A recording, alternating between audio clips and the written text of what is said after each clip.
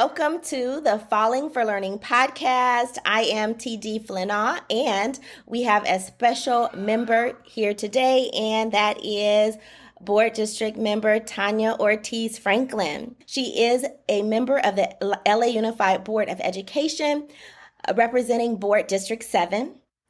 Where she was previously a student, teacher, educator, and advocate. She is committed to ensuring all students graduate fully prepared to thrive in the college, career, and life of their choice.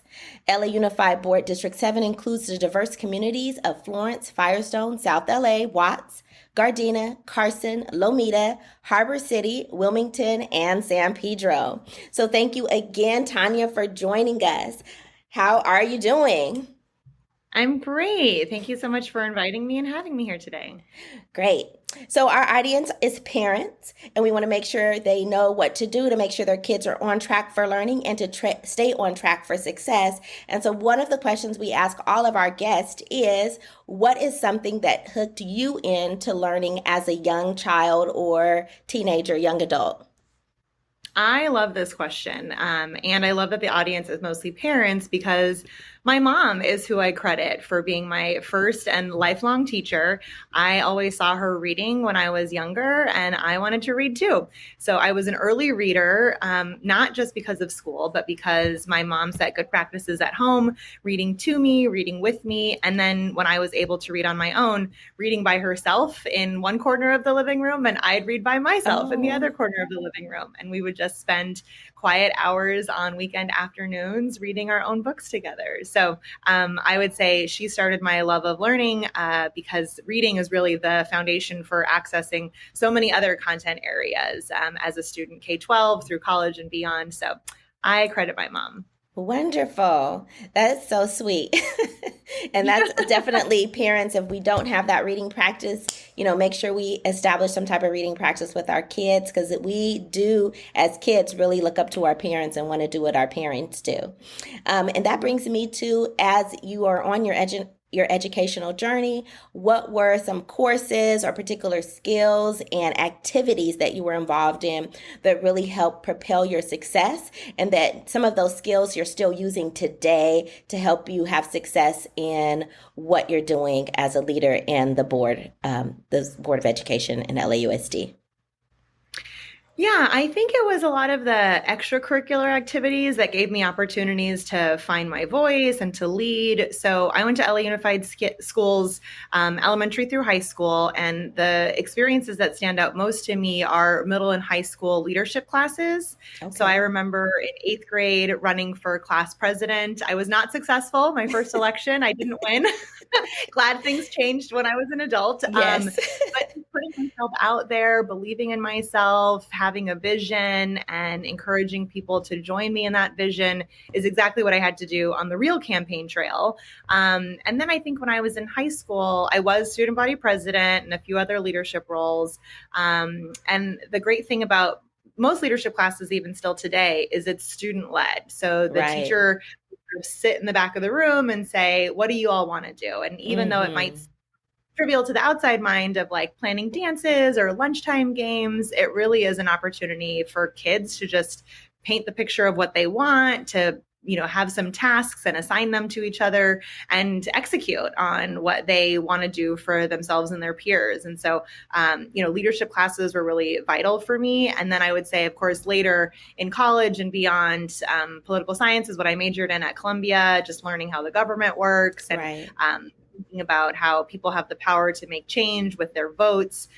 In law school, it was a lot about lawyering alongside community organizing and media campaigns, and working with leaders of neighborhoods, people who are impacted by decisions that elected officials get to make. And so I think those would be some of the courses that sort of, inspired me to be a change maker alongside the community that I get to represent.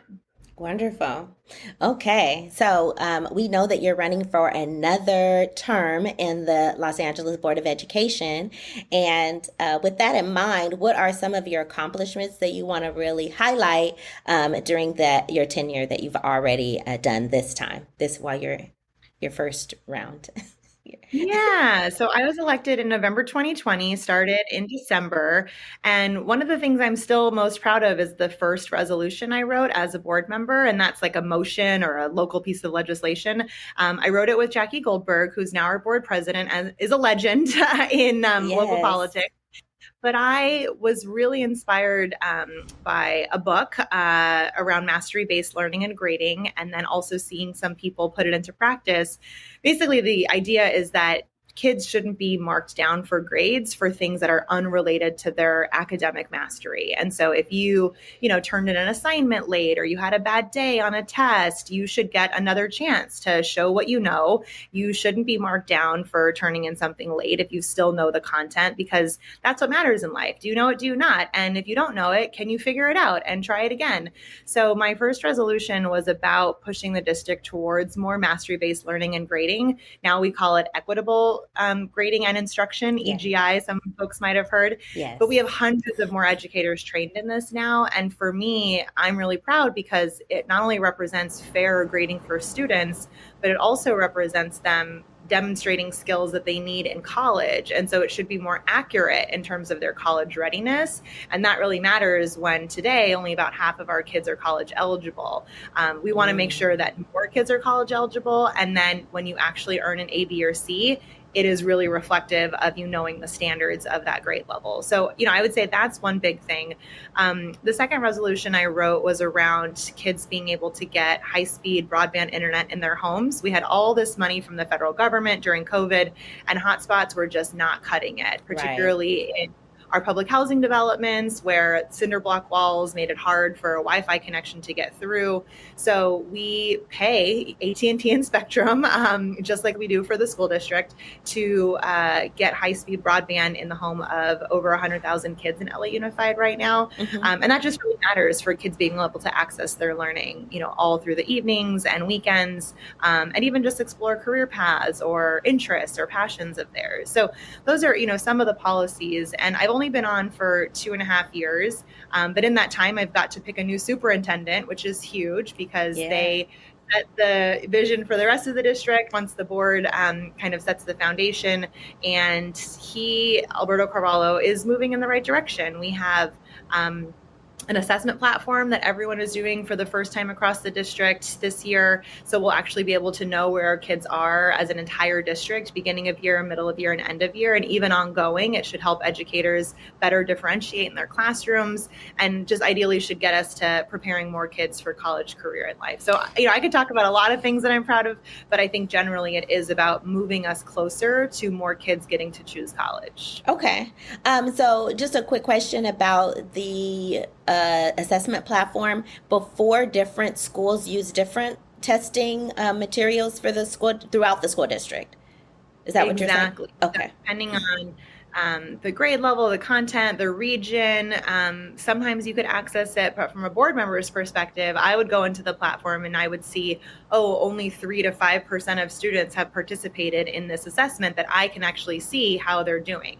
But today, I know we're close to 95% across the district just for beginning of the year. And this is 3rd grade through high school, through 12th grade. And that's going to be amazing because it's going to give us real information and know how to adjust which schools or which grade levels or which groups of students might need more support. And can that come from headquarters? Can that come from the region? So of course, each school site would do what they can with the resources they had available. But for a board member, it really helps to have that live data so that we can make real-time budget decisions and give direction to the superintendent to reallocate resources, not next year, but this year, while kids are still needing that support.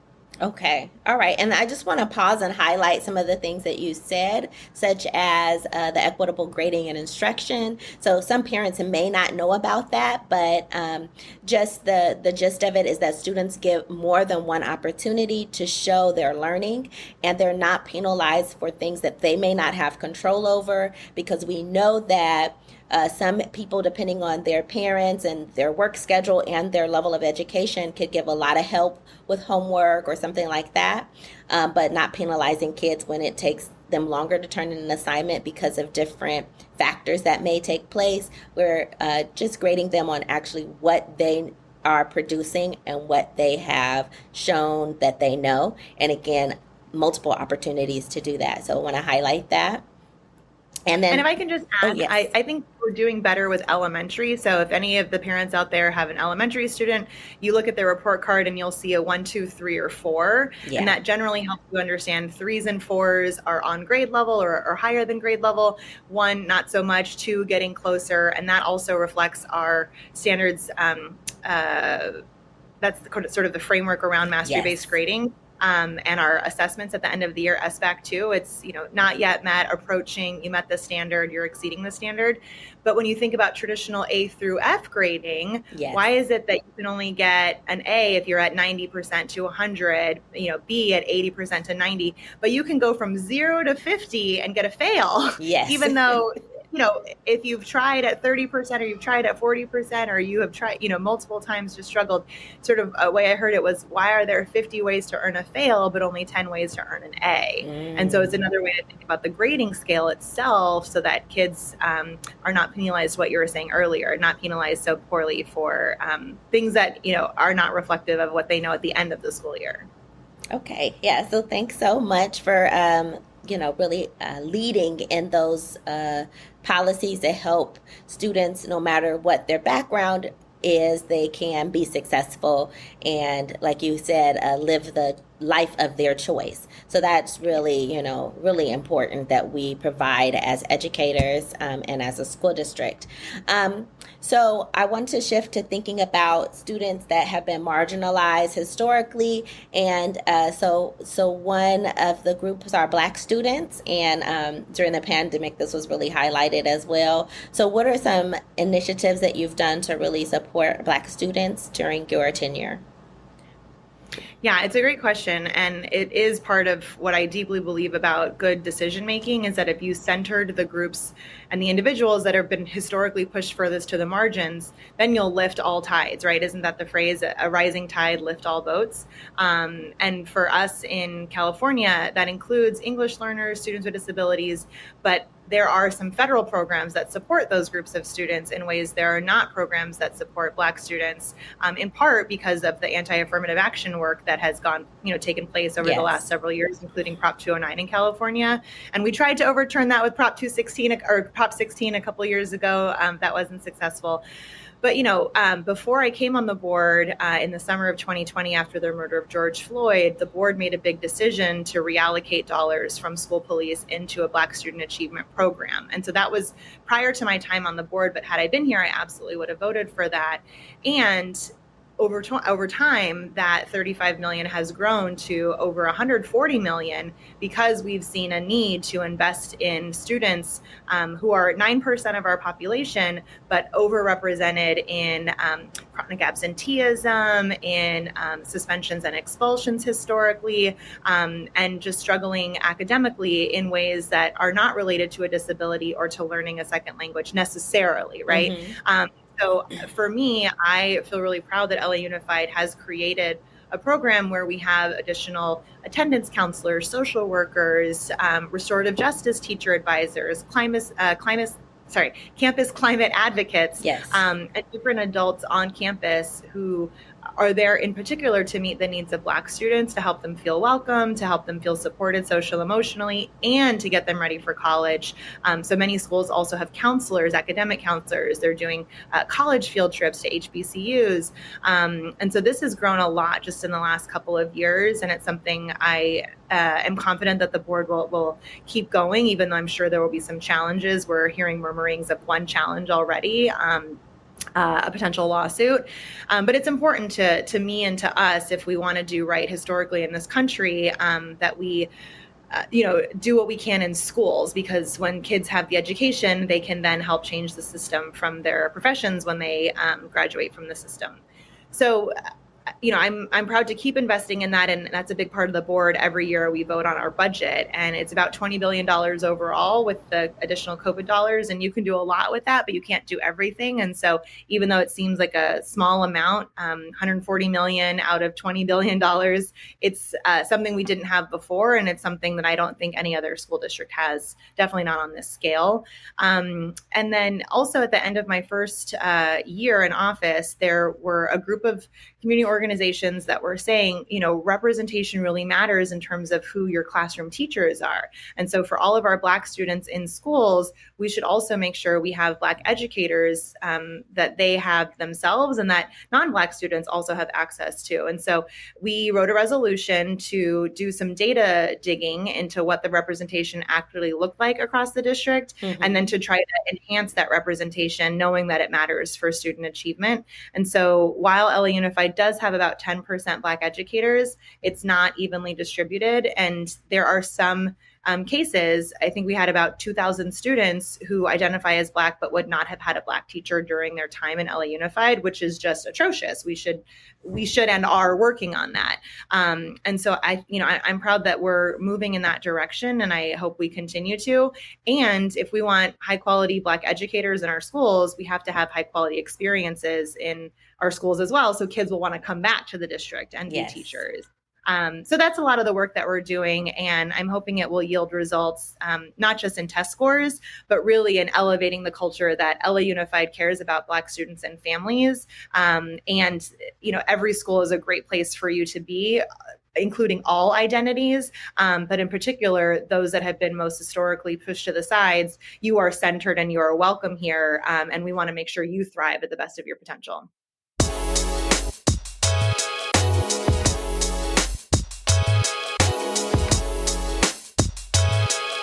Hello, parents and caregivers.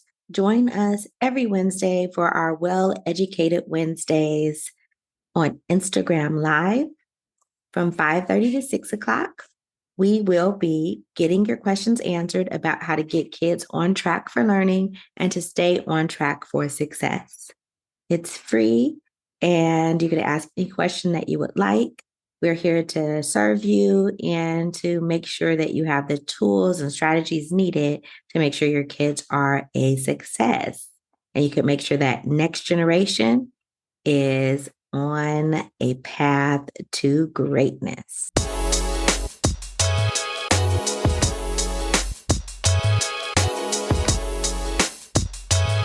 Yeah, I really wanted to mark something that you said about some certain groups, right? African Americans are definitely not the only marginalized groups that LAUSD serves, but some of those other groups have like federal backing or monies that are set aside for them. And so that I think was important for you to put in, because of course there are challenges sometimes when other groups have money and, they're saying, oh, well, maybe you're leaving out a certain group or you're favoring another group when they're not thinking about the historical ramifications of some of the legislation that was in place decades ago, and thinking about federally how some of them support has been taken away. So I think that's important that you highlighted that some of the support for African Americans has been taken away over the past couple of years. And then, of course, historically, it's been an issue. And then some of the other groups, such as English language learners, have ongoing federal support. So it's important that you brought that up and made that difference there. I also did some research, and I also know that you also were a part of a professional development program that was put in place, which I believe is the first in the nation. It was an anti-racist instruction micro-credential, that teachers can get some professional development about how to support African American learners. And so I know that you are a part of that too. So... Yeah. And you might have some personal connection there if I'm not. Yes, I helped to build that program in the Los Angeles Unified School District. Yeah. And I think that's an important testimony to say when people care about an issue, and this is how government should work, they can come to their elected officials and say, here's a problem we identified, here's a solution we identified, can we work on making it happen together?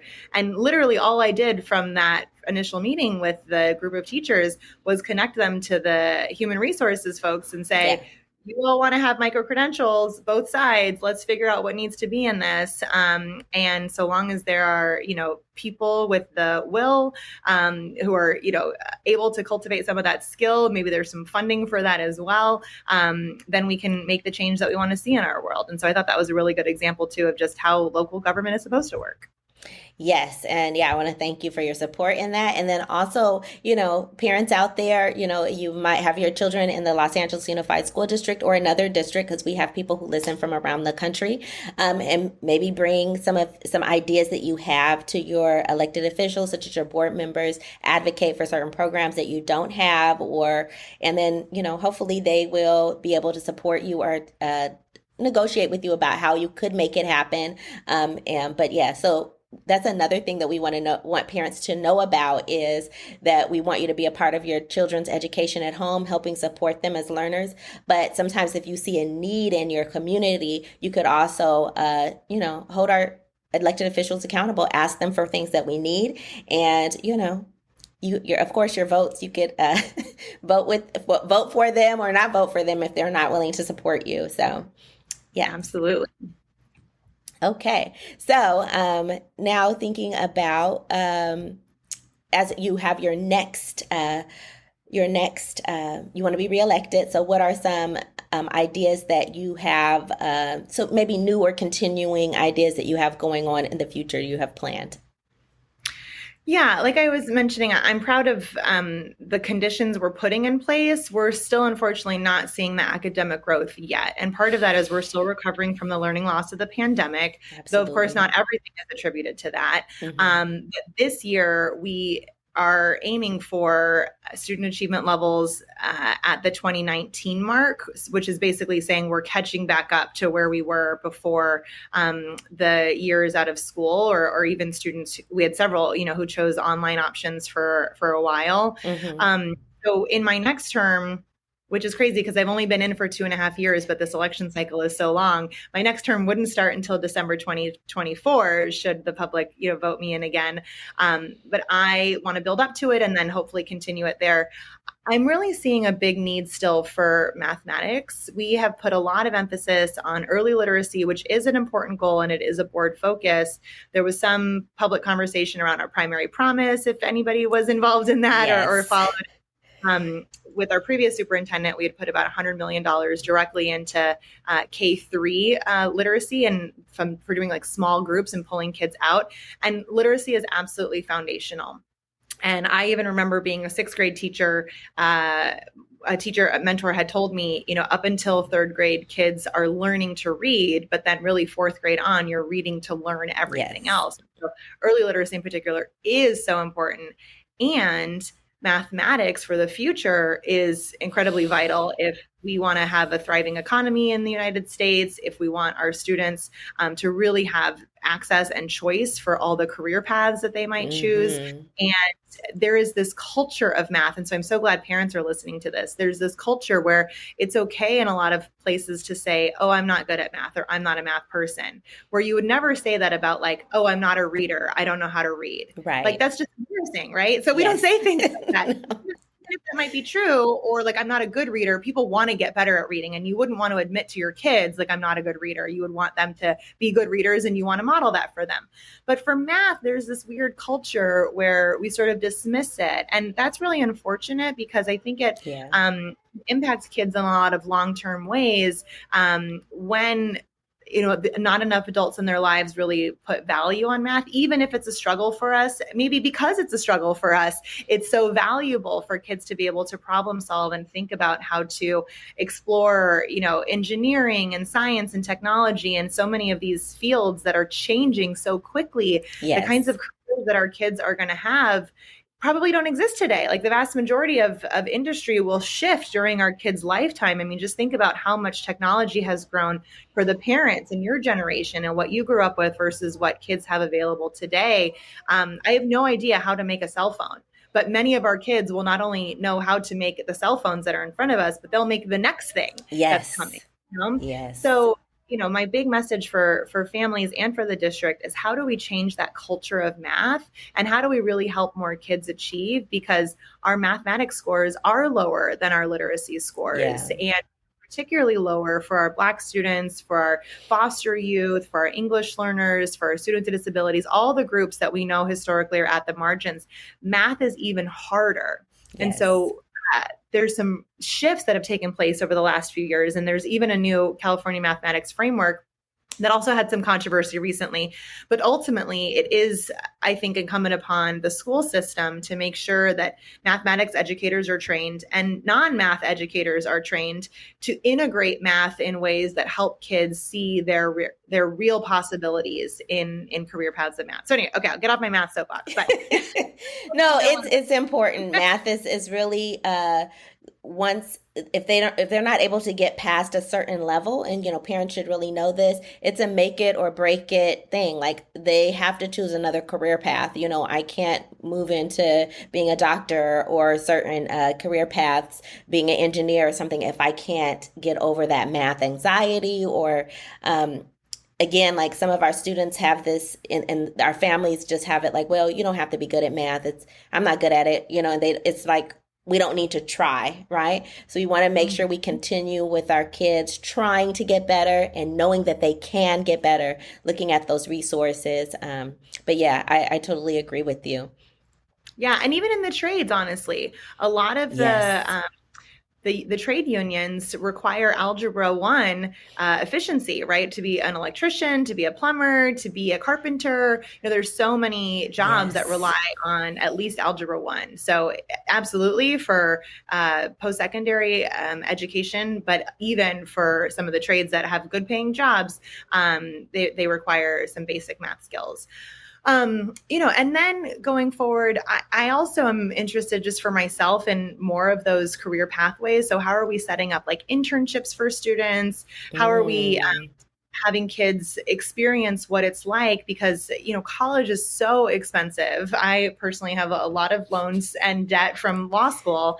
But I think kids are wondering, if I can learn it on YouTube, why am I going to spend $30,000 a year paying for some fancy college degree if the skills I really need are just like an online course or like a master class through an Instagram account, and that is an interesting way of learning. And you want kids to really be curious about the world and want to learn. And Hmm. if we want to still have, formal college experiences, or apprenticeship programs or certifications or some sort of document that you can add to your resume to say I have like a professional education in this.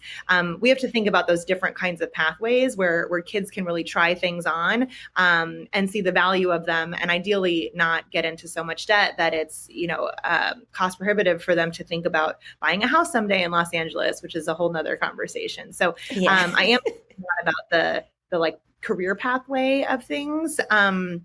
Absolutely want to continue with the social emotional supports, not just because mental health is such a crisis in this country. Again, not just because of the pandemic, but generally. And I'm glad that we're destigmatizing that and talking about it in schools.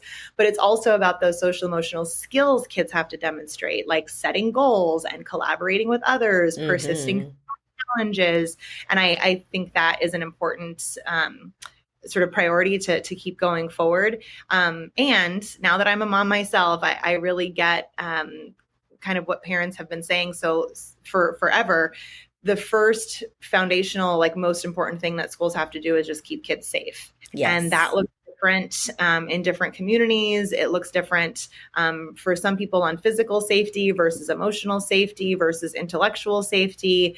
Are you willing to make a mistake in class because you are not going to get bullied or made fun of by your peers? But also, can you walk into school and, for some families, a metal detector might make you feel safe, and others that makes you feel targeted. Same thing Yes. with the uniformed police officer or a random search. So, I feel like LA Unified has become more progressive in the last several years, and I'm proud of that. And I know the safety conversation is going to keep happening because fights keep happening and threats keep happening and bullying keeps happening. And so we do have to think about how to keep kids safe and help make sure our families understand like what we're doing to keep kids safe too. Yeah, I really want to mark what you're saying about career pathways because I've actually been guilty of this as well. As an educator, I am biased towards, the college degree. But we do know that some of our students are very clear they don't want to do, college. And I feel like sometimes we'll leave those kids behind. Like we'll just focus on the kids who want to go to college, but the other kids need guidance too in getting a trade or something like that. because they still need to have, we want to make sure they have skills so that they can be successful in a career that earns a living wage. And that takes more support than just saying, okay, well, you don't want to go to college, right? So we could say, okay, well, here's a trade program, or here's the program that you could get into. And that's something, as a parent myself, I definitely just want my daughter to be at the 4-year college or whatever, but she actually chose a trade instead, and I kind of held her back in that way. But it's something as parents we have to be prepared with and really support our kids, even if they don't want that 4-year degree. So, yeah. The hard part too is, at least in my mind, what I've seen is valuing all career and college choices equally. Yes. And there's like rankings of different colleges, but just because it's ranked number one on U.S. News and World Report doesn't mean it's number one for you. Or if you choose a trade versus a 4-year degree, that might be the right path for you, right? And so I think that system has to really allow for that choice and empower kids to have the skills to choose what works for them. Whereas I think historically the system has told kids, oh, you're Black, you're brown, you're low income, you can't go to college. No, not that anymore, right? And so I'm glad that we're away from that. And we have to value all the choices kids really should have. Yeah, I mean, and that what I think is that historical where it was you were tracked. So, Tanya, you're only going to take these courses because you're not going to go to college. And then, Taisha takes these courses because she is going to college. So at the end, you didn't have an option. So, I was very clear at the end of my daughter's high school career. She had the literacy and the math skills that she needed, but she did choose a different career path. She wasn't limited by, okay, I don't have the math skills, I don't have the reading skills, but that was the choice that she made. And so that's what's different now is all the classes should prepare kids for college, right? So they're not going to be excluded from going to college, where in the past that was different. So, yeah. Yeah, exactly. Okay, so now thinking about LA Unified, what advice do you have for parents about, resources and information and programs, activities that LA Unified offers that may be underutilized or maybe people don't know about? Yeah, well, I hope a lot of people have seen, we're really trying to advertise, but we'll keep spreading the good news about universal transition kindergarten. So all 4-year-olds get free school, and that's not true for every district yet. The state of California is moving in that direction, but there's a different birthday cutoff for the state than there is for LA Unified. So if your child turns 4 by September 1, you can come to any elementary school in the district, and it's a great start. And we know early skills are great to keep kids excited and motivated about school, but also to prepare them for the next grade level all throughout. So free universal transition kindergarten for all 4-year-olds. I just want to make sure everybody knows about that. Okay. And that includes after school care. We used to have a state grant that was pretty limited for 4-year-olds to access after school. But now with some expanded learning from the state, 4-year-olds can also stay for after school, which I know is really important for a lot of working families who have to stay at a job until at least 5 o'clock. The other thing is LA Unified has a lot of choices, and not everyone knows about the e-choices is what we call it, or the enrollment online. It's not just for magnet schools, though we have a lot of magnet schools in STEAM, in visual and performing arts, in business, and in different kinds of areas.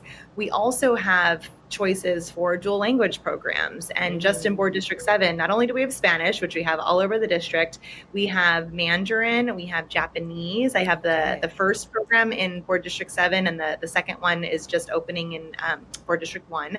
And we have Korean. And that's just in 7. There's also Armenian. We're opening a Russian. We have ASL. I might be missing a couple others, but it's so great in today's world to expose your child to another language. So if that's at all of interest, even just to try it out and see if your kid likes it, I just want people to know that that's also part of the e-choices or the enrollment process. Okay. Schools for advanced studies. We have some specialized programs. Like, for example, in my district, we have a school where you can earn your AA degree while you're in high school. And some kids even earn 2 or 3 AA degrees. Wow. And the idea called Harbor Teacher Prep. We wanted people to come back and be teachers. And so you're already ahead by getting some of those college credits out of the way. So, I think for me, one big message for families is that we have a lot of options available, but people don't always know what all the options are. And it can also be overwhelming. So the enrollment website, enrollment.lausd.net, is a great place to just explore what kind of programs are out there. And then for families that are LA Unified families, I hope you'll take advantage of the parent portal everyone always talks about, right? Make sure you can stay on top of your own kids. Yes. Great announcements, check out their stuff on Schoology, but also we have these family academies, and that was a big desire of the superintendent to just have a ton of workshops for families to learn about college and FAFSA, but also just to learn about how to help your child with math, like what we're talking about, or how to bring visual and performing arts home, or learning about your own possibility to go back to school and get a high school diploma, or to learn another language or another skill. I have 2 adult schools, complete adult school facilities, Maxine Waters and Harbor Occupational Center, that offer lots of certification programs for adults wanting to learn skills. So, I would say, plug into Parent Portal, come to the family academies, check out the enrollment site. We just have a lot in LA Unified. And if for some reason it's confusing or there's too much, which is totally understandable, just walk to your neighborhood school and say, here's something I'm looking for, can you help me? And if they can't, hopefully they can point you to my office that can, because that's what we do a lot of, is just helping people find their way. And my information is at all of our schools, not just social media, but also our email, our phone number, and our physical office is right here in Gardena. We also have one at Beaudry, of course, downtown headquarters. But reach out to your board office to help you problem solve or find something that you're looking for, because that's really our job, is to serve the people in our communities. Wonderful. All right. So you gave us a lot to think about, and, parents that you could research and find out information. There could be a program for your child or children that would work for you that you didn't know that was available. So reach out to your local school or even the board member's office. And the links are all in the summary of our podcast here. And, if what's the quickest way? What's one way to get in contact with you or your office? I'm pretty good at social media. So at LAUSD BD7. LAUSD BD7, and that's the same for Instagram, for Facebook, and for Twitter/X. Okay. All right, great. Well, thanks again for joining us, Tanya Ortiz Franklin. We really appreciate you, and good luck on your campaign. Thank you so much. Really appreciate your time. Thank you again for joining us at the Falling for Learning podcast. We are here every week. Saturdays at 5 p.m. is when we drop our new episode. Please listen in every week for those strategies and tips to keep you and the next generation on track for success.